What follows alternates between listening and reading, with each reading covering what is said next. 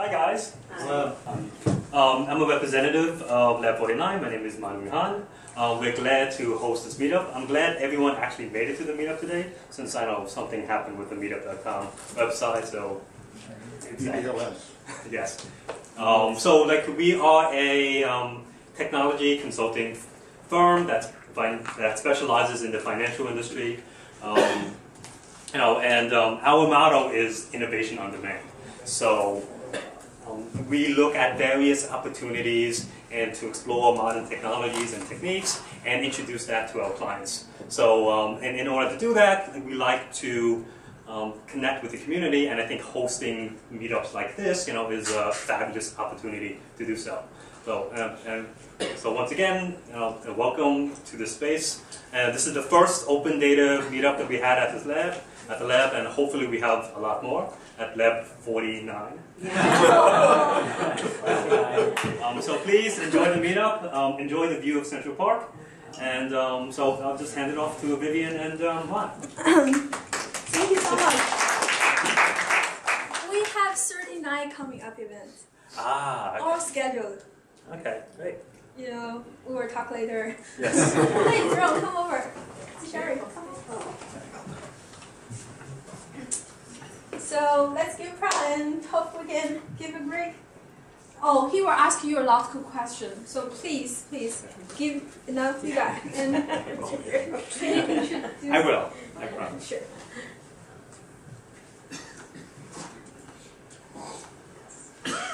Go ahead. Thank you very much for coming tonight to this meetup and for giving me the opportunity to spend some time with you. I'm Ron Wasserstein. I'm Executive Director of the American Statistical Association.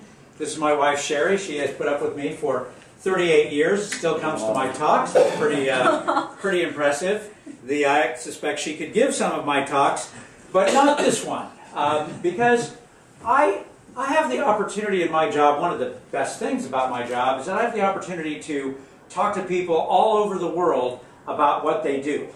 And mostly statisticians, mostly people who identify themselves as statisticians. And so I have this opportunity a lot. But I very rarely have the opportunity to talk to a group like you. So I'm eager to, I'll put forward a few things, but I'm really eager to hear what you have to say about these issues, and particularly about this notion of an intersection of data science and statistics. I'm glad you're here. As was already mentioned, you go to, if you didn't write down where this was supposed to be, and you thought, well, no problem, I'll just check the website on the way in. I try not to take that personally. I was pretty sure Vivian didn't do that one on purpose. So we're supposed to talk about the intersection of data science and statistics, and we're the kinds of people who think about these kinds of problems in terms of Venn diagrams and set theory and so on. But when we're talking about something very new, like data science, and science that's much older by comparison, but still relatively new, statistics, it's a little fuzzier than just this picture. So first of all, I presumed that there was an intersection. Okay? You'll have to help me decide whether that presumption was good. I've also presumed that the one is not a proper subset of the other in terms of making this discussion. I think that's a safe presumption as well.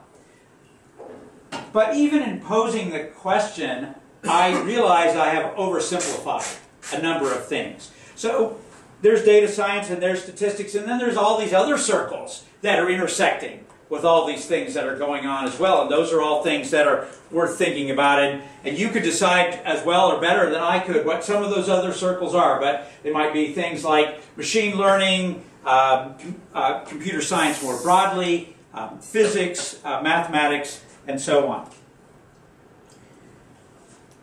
Furthermore, when we're talking about data science or we're talking about statistics, tonight I will, in some respects, be talking about them in very broad, kind of general terms. But you realize that there are lots of fields within statistics. I tend to refer to statistics often as statistical science or the statistical sciences, because there's a lot of things that happen underneath statistics, and you have the same diagram precisely for data science as well.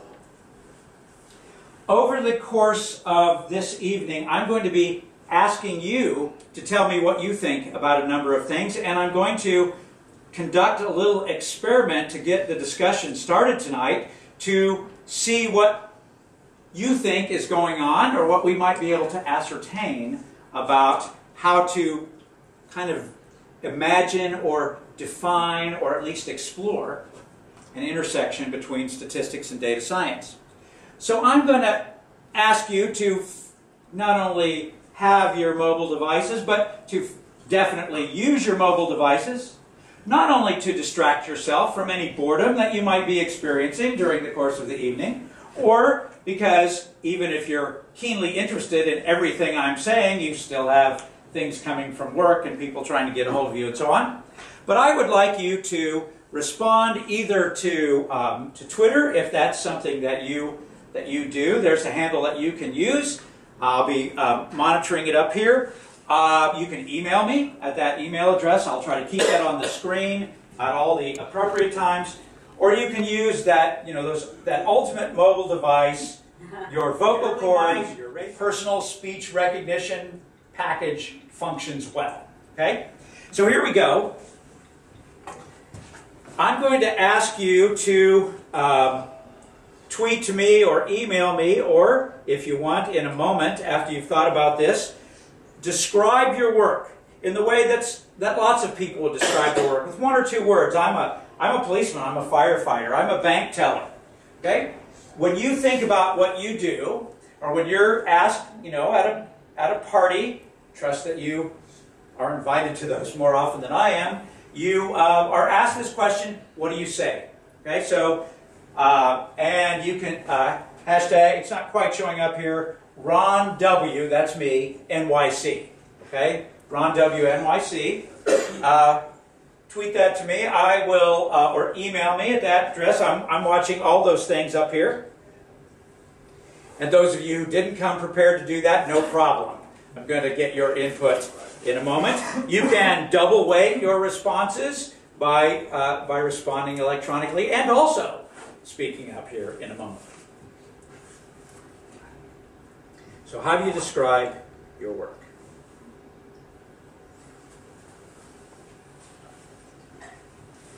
Right? There's somebody who says project manager. Thank you.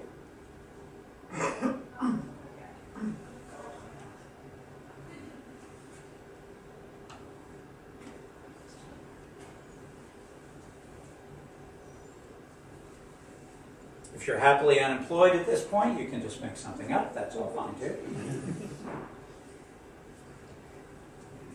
Perhaps you just came in to get out of the cold. There's certainly plenty of that going around.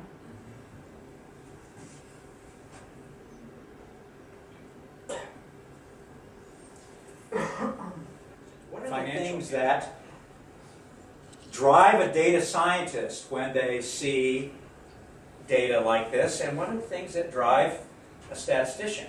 And there are plenty of things, I think, that are in common. I'll add some things from the statistician standpoint, because that's what I know, and data science isn't what I know.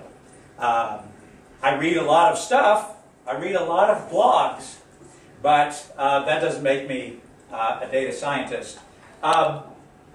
So, a statistician is, and also I should also put the caveat that I'm not at all implying that data scientists wouldn't care about these things. They might. I'll let you tell me. Okay? So a statistician is going to want to know about how the data was collected. So they're going to make sure they understand something about how the data was collected. Statistician is going to care about the purpose for which the data was collected. Statistician is going to be interested in what sort of problems there are with the data. What has to be done to make, as was mentioned earlier, talking about what data scientists do. What are the things that have to be done with that data to make it usable? Statistician is going to be relatively unimpressed with the number of data points that she or he has, because the statistician is going to be more kind of keenly interested in where it came from, what population or people are represented, because statisticians are going to care about kind of biases there might be, or what representativeness is there, and so on. At the other end, statisticians are going to have some interest in the uncertainty involved in any estimates or anything else that are produced from the results of these things. So that's stuff that statisticians care about. You tell me, now that I've thrown those things out, what are some other things that maybe statisticians would care about? What are some things that data scientists would care about that maybe that have not emerged so far in the discussion? Significance and hypotheses. Okay. From the statistician side. All right. We do tend to care about things like that. And we have special problems that are created then when we have 100 million things to think about what significance means, and even what we're talking about when we're talking about sampling in those situations. Accurate modeling. Say it again. Accurate modeling. Okay. Data validity. Data validity. Now that's something that sounds to me like it's in the intersection a lot, right? But if you're a statistician, you really want to make sure the data is right before you go ahead with it, right? That's correct. That's the natural tendency, anyway. Yeah. So while you, as you continue to reflect on those things, feel free to also to email me or to continue to tweet your thoughts, and even definitely after this presentation, I'll be eager to hear from some of you as well, because I'm interested in learning as well as sort of explaining what I think I know at this point, but I do know that I have a lot more to learn. So I want to spend a few minutes with some stuff that may be familiar to you, and perhaps it's not. Thinking about trying to get a handle on what data science is, what it means to be a data scientist. There are at least two that I'm aware of within the past year, less than a year, surveys of data scientists that have been done to try to get a handle on who people are, who are data scientists. And one of them was done by this organization, Talent Analytics Brief. And by the way, these, I'm sorry I didn't have shortened URLs or anything, but if you'll just send me a note afterwards, I'll be happy to send you slides or any links or anything like that that you care about. This group did a survey, asked a whole bunch of questions about things that data scientists do and how much of their work week they spend doing them. And then they essentially did clustering to determine whether, what sort of groups these folks fall into. And so they found what they called 4 functional clusters of analytics professionals. And let me just stop to check here to see, is this already very familiar to you? Have most of you seen this study already, or is this new to most of you? Okay, I want to take time with it if it's new. So they found these clusters using fairly standard clustering techniques around the responses of people to the survey. And by the way, this is easily accessible and downloadable. They found these 4 groupings. So just take a look at the words for a moment before I try to describe a little bit. I'll read you or quote a little bit from their paper that they did. Yeah, they wrote a paper. Maybe they're statisticians. I don't know. But other people blogged the heck out of it, so it's all good. So just taking these words in their natural meaning to you, okay? Data preparation analyst, analytic programmer, and so on. Before I get into the description of these things, and I've put them up here again, which one, if any, describes you? Okay, you can tweet that to me. I'll call out in a minute to ask you to to say out loud if you'd rather do that. If you can tweet or email me, but I'd like to know, just on the face of it, do any of these describe you? And none is a perfectly acceptable answer. None is, in fact, a very useful answer.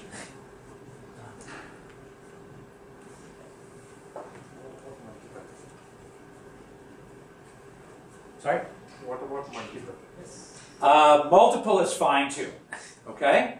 But multiple probably gets you here, okay? Right, so if you care to send it, that's fine, but otherwise just speak up. Do any of these, on the face of it, without the definitions yet, sound like they describe you? So which ones?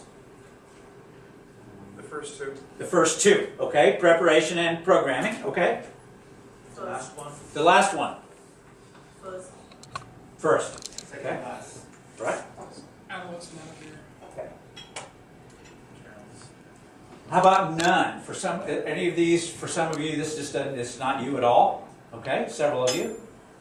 Okay. I have two interpretation for generalist. Yeah, so I better get to the paper next. I just wanted to try face validity kind of things of these, you know, because they there's a very full discussion of this in their paper, but in the blogosphere it continues to get shrunk down to just this. Okay. So taking them in order, and this is a greatly reduced summary of what they write. But they say in the first cluster, in the data preparation group, these are people who spent a significant of their time, half or so, gathering and preparing data for analysis to be used farther along in the analytics workflow. And compared to the other groups, the people in this group were decidedly less competitive, less politically motivated. There wasn't the people in this group, it wasn't, as a rule, their goal to move up in the hierarchy to compete for internal promotion. So that was not what these people in this survey found rewarding. Okay, it said their analysts showed that this group had the strongest aptitude for detail and least likely to make mistakes. I thought that was kind of interesting. The second group, the analytics programmers, their work week, not surprisingly, was more heavily weighted towards programming, writing code to manipulate and process the data. They spent 3 times more of their time on programming than any of the other clusters, and yet it still wasn't necessarily half of their time. They do a lot of other things too. These are interesting findings. This is the youngest age group of any of these 4 groups. Almost half of the people who fell into this cluster were in the survey sample were under 29 years old. Okay, I just hit the age where if you divide my age by 2, I'm still not under 29 years old. Programmers are the least experienced group in the sense of that they've been out in the workplace the least longest, the ones who identified themselves in this cluster. Over half had 5 or less years of experience. They were similar to the analysts, the data preparation analysts, in that sort of lack of desire to move up in the corporate world and so on, didn't have goals of being the head of the company and so on. And they had the strongest desire to collaborate, to make sure that they gained alignment on their work. Okay, so that's the analytics programmers. Now the manager types report that they spend more than half of their time on average managing analytics teams and performing a variety of administrative tasks. Their workload, not surprisingly, tended towards managing direct reports and also to managing projects and, of course, presenting the results of their projects to their customers. From the standpoint of ways that they differ from these other groups, they tended to be the oldest of the functional clusters. In that, less than 10% of them were under 29. They had broader experience and more years as an analyst than the other groups. But that makes sense. It's an older group, right? In the sample, they accounted for the largest number of PhDs. 27% of the people who clustered in this group had PhDs, but most managers had a master's degree or a bachelor's degree.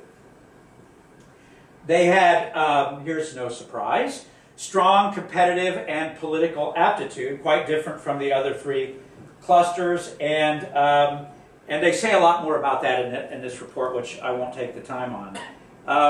But one of the results that they found surprising and I thought was interesting, and I'll quote here, it says, finally, our sample of managers displayed less of a drive to focus on economic results than all other groups. This is curious and unexpected by the study team. This indicates that managers, at least today, are focusing more on knowledge and leadership-oriented drivers such as being the smartest person on the team or taking care of the team, while analysts at a lower level focused on attaining more tangible results. And finally, the generalists are that they didn't, well, they came up with generalists, right? So they didn't report spending the bulk of their time on any one thing, but they spent their time on many different activities. And one of the interesting things that the study group for this paper suspected that they would find was that they would find the generalists in small firms and more of the specialists in large firms. And in this study, that's not, in fact, what they found, that the generalists and the were just as likely to be in a small firm or a large firm. So I'm going to ask again for some quick feedback. How do you think this? And again, you can tweet me or email me if you'd rather not speak up. But does this set of clusters work for you in terms of describing the data science world as you see it? Maybe a better way to ask it is to, how good does this do? No set of groups is going to be perfect, but does this work for you? It's not going to be the only one I'm going to show you. So you said it doesn't describe you at all, so I assume that the clusters don't. Well, I'm not in the data science realm right now, so. Okay, so all right, fair enough. Yeah. So what do you think? These things do they work for you at all as some sort of descriptor? Well, maybe in large organizations, but in small organizations, people are much more likely to be wearing multiple hats. Okay. Did you hear that response in the back? It felt like maybe in larger organizations, a categorization like this would work, but in smaller ones, not so much. People have to do what they have to do in a small organization. Yes, sir. Were the clusters very similar in size, or I would think that journalists would be much larger than the others? But that's They were not identical in size. They didn't try to cluster them in size, but they weren't.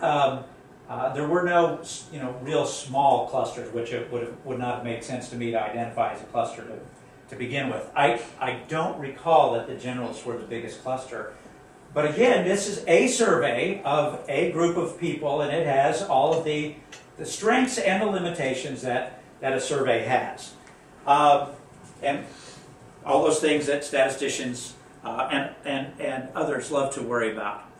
So there's another similar kind of effort that is out there also. There's a book called Analyzing the Analyzers, which does a very nice work of looking at doing survey work and thinking about what data science is and so on. And so they've come up with a set of clusters, and this is their 4 groups. Okay? So again, the same thing. We're just looking at, without the definitions yet, just looking at kind of face validity here, okay? Which one of these things best describes how you view yourself none, again, is an option. Okay, you're welcome to tweet or email that to me, or just to say out loud. Of these four, data developer, researcher, data creative, or data business person, how do you describe yourself if you had to use these, or if you can't use these, go with none. So let's just get the nones first. How many? This just doesn't describe you at all, okay? Can you characterize data developer? I will.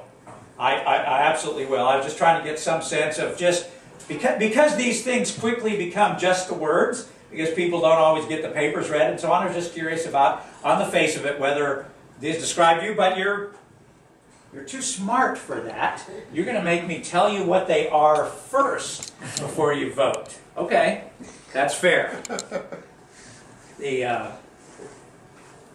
I can definitely play it that way. I'm going to bring up some further details too, in case I need them. Data developer. Okay, focused on the technical problem of managing data, how to get it, store it, and learn from it. Tended to rate themselves fairly highly as scientists, but not as highly as data researchers did. Tended to be, some of them tended to be closely associated or integrated with machine learning and related academic communities, but data developers it says, are clearly writing code, often production code in their day-to-day work. About half in this survey had computer science or computer engineering degrees, and so that's good enough for our purposes, a description of the data developer group.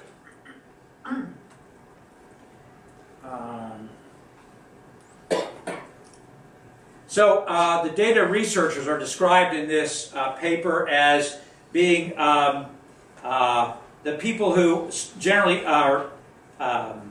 start with academic research or academic-like research as the things that they're interested in, are interested in really trying to understand complex processes. Many of them identified their top skill group as many people who identified their top skill group as statistics ended up clustered in this cluster. I almost said that backwards. It says in the paper nearly 75% have published in peer-reviewed journals and over half have a PhD. Data creative, they sort of map in some ways to the data generalists in the other categorization. Okay, they tended to excel or describe themselves as excelling at applying a wide range of tools and technologies to a problem. Creative respondents latched onto the term artist like no other group did in this survey. Similar to data researchers, they have substantial academic experience, with about 3/4 having taught classes and presented papers. Common undergraduate degrees were in areas like economics and statistics. But unlike data researchers, relatively few had a PhD. They often had instead substantial business expertise. They were more likely than data business people, which we'll get to the last, to have done contract work or to have started a business. And this was the group most likely to identify themselves as a hacker. They had the deepest open source experience, which I think is particularly relevant to this meetup, with about half contributing to OSS projects and about half working on open data projects. And then finally, the data business people are leaders and entrepreneurs, most likely to have reported managing employees. About 80% of this group quite likely to have done contract consulting work, had started a business often, not as often as the data creatives. They were most likely to have an MBA.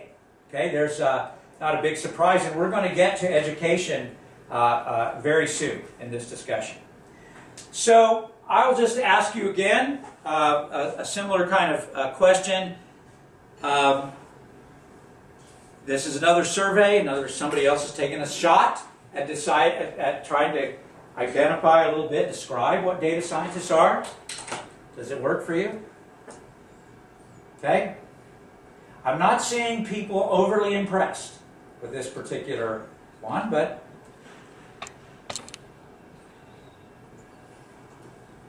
so one of the things I find interesting about these surveys is that I strongly suspect that no matter how well they were done, and I'm not here to try to evaluate that, no matter how well they were done, we could do them again in 6 months, and they might find very different results. Not just because of variability, because there's always that, but because I think that the world is changing, and the way that we're thinking about these kinds of jobs are changing as well.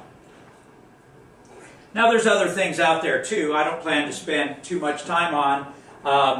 This is, you've probably seen this, is the Drew Conway diagram of data science, and another way of looking at intersections. Okay? And then there are others out there. Here's one I found. Which 5 types of data science does your startup need? So this is an entirely different way of going about classifying, and an entirely anecdotal way. I don't mean that in any disparaging sense, but this is not based on any kind of survey at all. This is a writer's point of view. And then just today I saw this Sean Owen's blog, and it has 2 kinds of data scientists. Yeah? And you say that quantitative analysis, which is for finance, and data scientists are for the general purpose of data, or looking for data? So there's a question in front about the difference between data scientists and quantitative analysts and so on. And I think I want to come back to that a little bit later, because I want to share with you an experience I had working, discussing with people who hire people in the lines of work that some of you are in, and what they had to say. And I think, Carlos, I'll answer that question. If not, I'll try to do my best to do so. I want to spend just the next few minutes of your time trying to get a bit of a sense, communicating a sense of some things I've learned, but also getting a sense from you about what it takes, what sort of preparation is needed going forward to put people in positions like the things that you work in, and the things that your colleagues work in. Now, you may very well be familiar with these kinds of shapes of knowledge. Okay, so the I shape is very frequently what statisticians were trained in up until about the time, or maybe even slightly after the time that I received my degree. So the idea was you learned a lot about statistics. Okay, you learned a really lot about statistics. You were very deep in that. Didn't necessarily know much of anything about anything else, except maybe mathematics, but not biology, for example.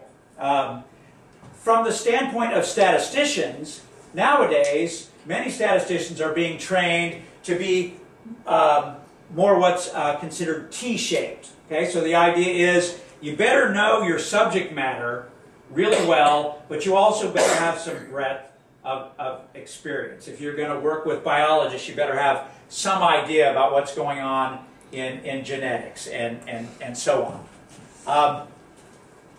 Dash-shaped is probably not going to get you hired. That's the jack of all trades, master of none kind of thing. No deep experience in anything.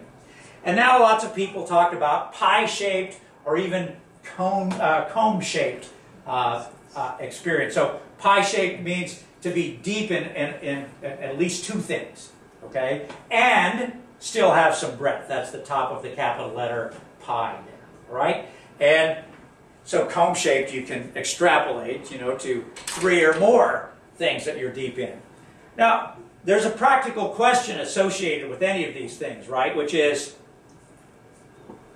how do I, prior to age 29, develop all this deep expertise in 3 or more areas, while I'm also getting broad knowledge of all kinds of other things and so on. So there are just these major practical issues that arise. Now, please tweet or email me, but I'm very interested in if you're willing to say out loud, since you arrived at what you're doing now, what's one thing that you wish you had been taught before you got there, that you had to learn on the job, or you had to learn the hard way, or what's a skill that you've had to develop that you didn't get help developing in your formal education? Okay, so just thoughts on that. Hacking.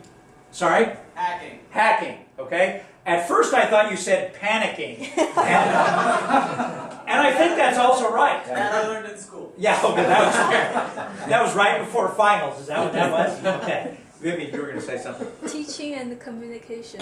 Teaching and communication. Okay. Politics. Politics. Okay. Negotiation. Negotiation. Interpersonal skills. Interpersonal skills. Leadership. Leadership. How to say no. How to say no. Okay. And who you can say it to, right? Yeah. How to raise in the ladder. Okay. How to be successful, how to climb the ladder. Organizational behavior. Pardon me? Everything is under OB, organizational behavior. Okay, so we are hearing a lot of things that are sort of organizationally, behaviorally related, and I do have to say, as your speaker, that that's really great because it fits well with the point I have to make here in just a few minutes. So, not surprisingly, there are lots of things that we didn't learn in school, and of course there are also, I could have asked, but I wasn't sure I'd have enough time, and I still don't want to take too much advantage of your time this late at night, but another question would be that I bet you would all have answers for. What are things that you have learned on your job that nobody was teaching in school when you were in school, because they're new? You're doing probably a high percentage of those things, right? I would guess that it's very high. I was at a meeting recently. I'll describe this meeting a little bit more later.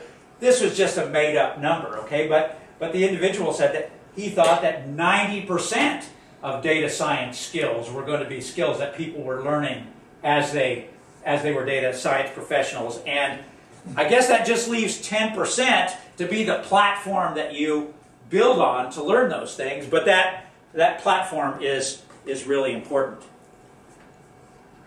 I want to take just a few minutes of your time to describe a meeting that I attended recently and tell you what I heard at it, because I think it would be particularly interesting to you. So we had the opportunity, we being the ASA leadership, to gather together in Cincinnati, Ohio, several people who are in big data related businesses. Now, they are not going to be well representative of financial services, understanding of an ability to access data sources, especially freely publicly available data. Some interesting things that they included as kind of basic qualifications, but they're a little bit more descriptive. They like to find out, they like people who are curious. They wanted curious people who like to ask questions and wanted to learn about their business, and like to be able to figure out how to build the pipes, is the way they described it. Build the pipes so they can make data usable and actionable for the company. So that's all they needed to know to be the basic basic qualifications. But they had a great many things that they would like to also see. What we called in this discussion preferred qualifications. So here are some of those. By the time I get to the end, the only thing that's sort of left out is able to leap tall buildings in a single bound. Okay, so keep that in mind. But knowledge of a second language was extremely valuable. Ability to be relocated. Computer language, or is that a spoken human language. I'll get to computer language. Okay, they want you to know all of the computer language. Okay, just 2 human languages is okay. All right. The 3 is better. Yeah, that's fine. ability to be a self-starter, and they mention ability to work from home because they also know that they can't always have people who can relocate and who have the skills that they need. So if those people can work on their own from a distance, they valued those. They will write to languages. They wanted exposure to multiple programming languages and platforms. And I couldn't even type the whole list of things, but it's Perl and C++ and Java and Python and Hadoop and MapReduce and Datamir and Apache this and that and so on. Okay, so and as many of those as possible, please. They would love to have. A knowledge of advanced methods of search and sort, project management skills, understanding priorities, knowing how to communicate when they need help, to proactively reach out with questions. This was especially important for people who are going to be working in teams that are not located close together.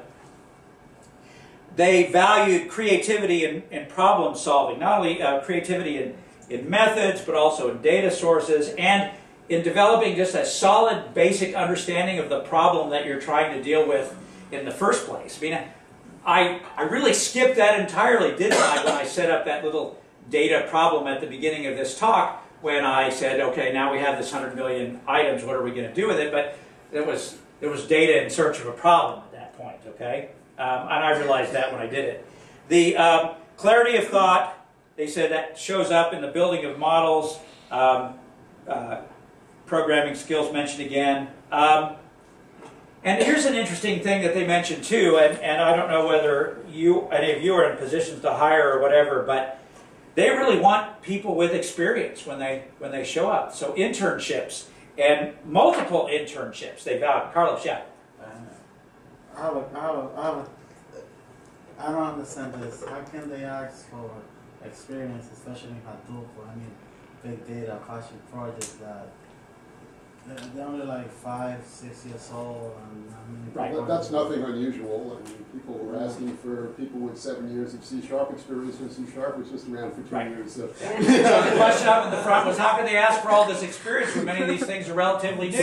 Yeah. The answer to that is really simple. They can ask for anything, right? Then they've got to decide what they're going to do when they hire and what they're going to train for and so on. Yes, please. What's the delta between kind of the minimum requirements, you know, if they're actual requirements, and the preferred requirements for hiring, and what they end up hiring? Right. I assume they end up lower on the spectrum, or possibly below the minimum. Right. That's exactly right. This is what they want to have, and then the reality that they're dealing with is that there's a shortage of people that have even most of these things in the basic skills category. They can't find all of the people that they need. Now, this is a survey of a type. It's more like a focus group, and its results should be interpreted in that way. They're not representative of all industries and all locations, but no, they're not. They're having to train people to do these things because they, of course, can't find all of them. Yes, sir. Most of the things are unrealistic for people who like to be a data scientist if they want so many years of experience in this programming language and this and that. Because especially in Python, only like for big data is 3 or 4 years old. So how can you ask? Right. So Carlos's point is that these things are unreasonable, and they know that. Okay, they know that, but they're asked. You know, we asked them what they'd love to have, and they told us what they'd love to have. Yeah. Have they done any work in mapping, you know, like the Myers-Briggs personalities or any type of like personality models to what would be like a good data scientist, you know, like to be like an above average or a phenomenal data scientist? Have they done any research around that? So that's an excellent question, and I haven't found it yet. So if it's out there and somebody knows, then that's great. But somebody might do that research project, and it really will take more than one somebody. So I think there was a real important takeaway message, though, from this meeting about educational skills and so on that I would like to share with you now, and we're very interested during or after this meeting to see whether you agree with this. The question was that the thing that I came away with from this meeting about what it's going to take to sort of be successful as a statistician, data scientist, and so on going forward is, can you get to the middle? And let me explain what the middle is. They said, these people indicated, that in their experiences, and these were all large companies, okay, so keep that in mind. In their experience, people tended to be at the extremes, and these are the extremes I'm talking about. Extremely technically skilled. Extremely skilled in business, finance, management kind of thing. The technical people had their own set of experiences and tended to be, engineers, computer scientists, statisticians, etc. The business people, almost all MBAs. And what they said was that the people who were successful in the company, defined as the people who were moving up, and not just up in the sense of the corporate hierarchy and so on, but were having influence on the business, were making in positions to make decisions that were really impacting the business, were the people who could move to the middle and be the bridge between the technical people and the business-oriented people. They could work, they had a set of skills, highly technical, highly business or whatever, but they could meet in the middle and form that gap. And this was the thing that concerned me in terms of what we might be trying to do as various communities to help ourselves be successful in the future. That their experience up to now was that the business people were more likely to be able to get to the middle than the technical people were.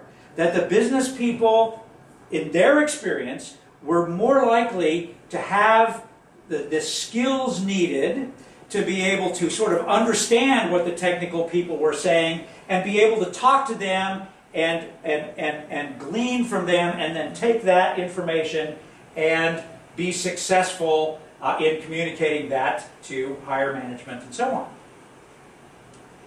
And the thought was that in the long run, it's going to be so much better if the technical people are also able to get to the middle and be able to do those sorts of things. And this circles right back to the things you were saying that you didn't learn in school.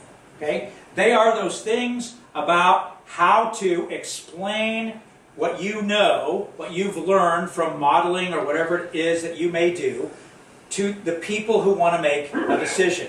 And many of you know this a lot better than I do, but I'll do my best to describe what I hear about from talking to lots of people about this. And they give this as a not too unrealistic example, that the person who has been doing a whole bunch of modeling gets put in front of management, and they want to go through all the steps that they took, all the roads that they tried, how the different models worked and didn't work, and so on, before they're willing to say anything, if they ever get there, about what it is that they've learned, what it is that the company needs to know. And as a very senior person at Sam's Club Walmart told me, he has no problem finding technical people. He has a terrible time finding people he can put up in front of management. And so their challenge to us as an association was, if people are not learning this in school, because universities have their own sets of things and there's lots of things to learn in the technical areas, this is maybe something that professional associations could do for the betterment of these communities is to help provide training in leadership skills, other kinds of organizational / interpersonal skills, because it's exactly true that you really don't learn those things. When I was in school, and granted this was a long time ago, but basically the way that you learned all those skills, you learned them, was you were thrown into 1 semester of statistical consulting. And you worked on, maybe in 1 semester, maybe you had time for 2 deep projects in consulting. And well, I'm far enough away from school now, I can just say that I was supposed to learn interpersonal skills from people that had never been taught them. Okay? I was working with, with professors in agriculture, for example, who were really good, really sharp at doing things that were leading, frankly, to us eating better today because of better food security, better crop yields, and so on. But they couldn't tell me what their problem was. I had to learn to ask them what their problem was, and so on. So, bottom line is, what we've learned so far in our discussions with various groups, and we're planning a meeting out in Silicon Valley in April, and a meeting down in Texas later this year, and so on, to get this same kind of discussion with other people working in this area. Now, let me just close by telling you why it is that I care about this. I have an intellectual curiosity, first of all, because I am the executive director of the largest statistical professional society in the world, but I have a keen sense of how many people who are doing very interesting things that I think of as statistics, who are not only not members of our society, but don't even know what we're there for, don't know what we could bring to them, and so on. So I have a personal curiosity, I have a professional curiosity. My professional curiosity goes to this. This is what a lot of people think statistics is. It's a bag of tools. And I'm a statistician, or at least I'm accomplished enough in statistics if I can use 1 or 2 tools. Now, I don't know, those of you who are statisticians, I don't know how often you've run into this, but over the course of my life, I've run into a great many people who don't understand tools very well. Now, these kind of tools, I don't understand at all. My father was excellent with these. It frustrated him to no end that I couldn't even really remember the names of many of these things. I was asked to get a hex wrench one time. I didn't know what that was. I do now. Okay, give me a break. But I didn't know what that was then. So I offered to put a curse on a pair of pliers for him instead. That was as close as I could get. The point is that once I learned how to use one of these tools, I was looking around for something to do with it. Okay? And that's what I see happening with statistics a lot. Somebody learns, this is my personal favorite, somebody learns structural equation modeling. And then every data set needs to have structural equation modeling done to it. Okay? When I was younger, and I worked with a certain group of people as a consultant, it was factor analysis. Every problem in that discipline seemed to be able to be solved by factor analysis. Statistics is, so this is what it looks like to people, to a great many people, and I fear that in the community of people who broadly identify themselves with data science, that this is what statistics seems to be. It's a set of tools, and I can master a few tools and I'm good to go. Statistical scientists, though, think of themselves very differently. We think of ourselves as people who are engaged in the scientific collaborative process. And we are contributing to the advancement of that process through the sound application of statistics. We've been talking around the office a bit about how we're kind of like those old BASF commercials. Some of you are old enough to remember. I guess you have to be over 29, sorry, but that number really threw me when I saw that survey. That was the point at which old happened. Okay? When I was young, that was the point at which trust stopped. Okay? You didn't trust anyone over 30. Now it seems to be the point at which everything stops. I'm not sure. But the point being that the BASF commercials, they did this very clever thing. They said, we don't make the car, we make the car better. We don't make, and there's a whole series of these things. We don't make X, we make X better. That's how we view statistics. Statistical science brings integrity to processes, that scientific processes, manufacturing processes, and so on, and the combination of statistical science and, in my case when I was younger, agricultural science and so on, leads to better things. Those crop yields and so on are much better than they were before Fisher and so on came along in the 20s and 30s, because agronomists and statistical scientists collaborated together. And so my interest is to learn as much as I can about the kinds of work that you and others are doing in data science, to discover what the opportunities are to increase the intersection between statistics and data science so that both communities prosper. And I argue that it's a win-win situation. The community of people who broadly identify themselves as data scientists with connections to the statistics community may not have to reinvent some things.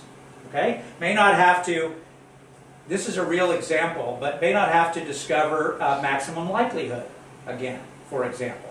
Okay? But the flip side is true. You are working on problems that were unimaginable with computing power, problems that were unimaginable when I was a student, with computing power that was sort of unimaginable a few years ago. Okay? And those problems being brought and connected to the statistics community open up whole new lines of thinking, new lines of research, new ways of exploring the universe, new ways of solving problems that are really fascinating to me. So I appreciate the opportunity to spend this time with you. I'd love to hear from you now, or by email, or Twitter, or in your blogs, about what else you could tell me that would help the statistical community, and help the ASA in particular, get a better handle on the great emerging areas of data science that you're involved in, so that we can serve all of these communities better. So with that, I thank you, and I'd be glad to answer questions to the group now, or to stick around as long as you'd like and talk to you individually. So Vivian, again, thank you for the opportunity.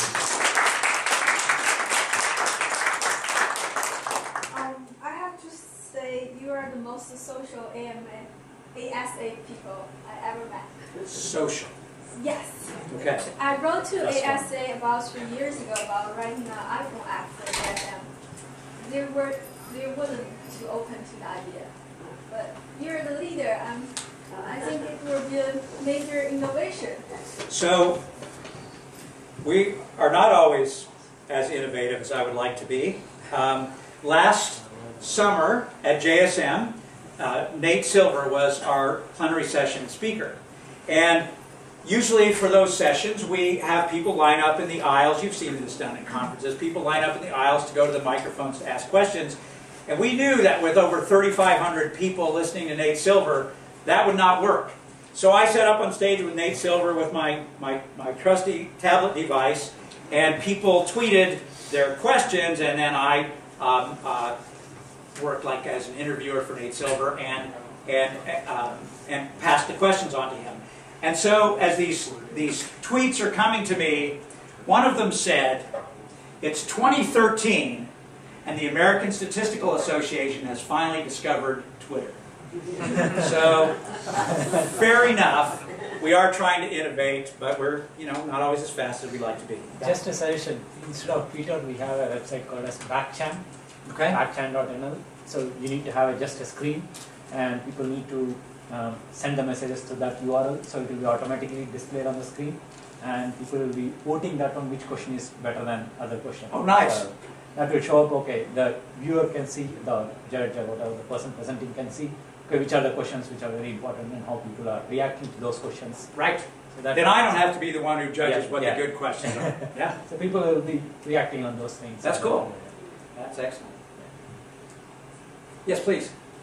Would you say that your mission at the ASA is more closely aligned with training and enabling statisticians to be more successful in kind of today's economy where data science is very highly valued, or more on, I guess, the other side of that? Are you about enabling people, or about kind of helping them understand what the landscape looks like, or some third option, which I've surely omitted? Right.